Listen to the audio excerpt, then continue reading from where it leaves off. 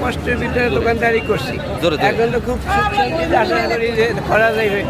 সাহেব খুব ভালো লোক, আমাদের এইগুলা করে দিয়েছে, অনেক ধন্যবাদ তাকে। আসসালামু আলাইকুম।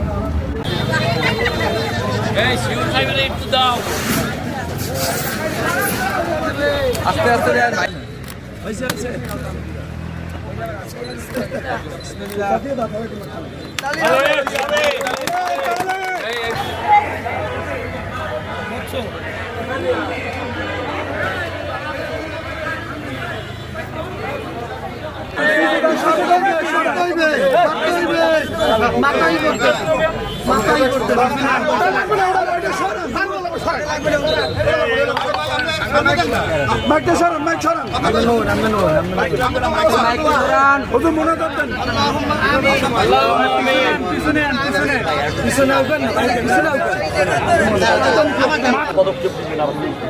বস্তি উন্নয়ন কথাটা বলতে চাচ্ছি না, আমরা সবাই এখানে আমাদের বরিশালবাসী, আমার কিছু নাই সেখানে পানি, তাদের বসবাসের জন্য যা কিছু প্রয়োজন, একটা সাধারণ এলাকায় যা যা প্রয়োজন আমরা সেই জায়গায় তাদের জন্য সেই সব ধরনের সেই সুবিধাগুলো আমরা দিতে চাই।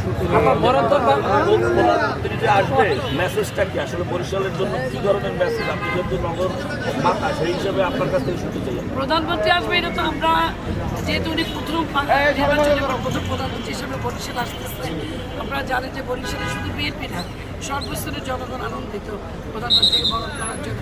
উনি আসবেন একটু আমাদের বৃক্ষরোপণ কর্মসূচি আছে, আমাদের সাংগঠনিক একটা মত বিনিময় সভা আছে, এই জায়গায় দিয়ে উনি বরিশাল, যেহেতু বরিশালে বিএনপিকে 18টি আসন দিয়েছে, সুতরাং বরিশালবাসীকে উনি দেখে যাবেন এবং বরিশালের জন্য অবশ্যই তার কোনো উপহার, বরিশাল যেহেতু আমাদের দীর্ঘদিনের কিছু দাবি আছে, সে দাবিগুলো আমি মনে করি যে মাননীয় প্রধানমন্ত্রী অত্যন্ত তার নিজের নগদর্পণে বরিশালের 6 লেন রাস্তা, বরিশালের রেল লাইন, বরিশাল ভোলা সেতু, মেডিকেল কলেজ ভোলা, এই জায়গাগুলো উনি জানেন, এই কথাগুলো সরাসরি উনি জানেন।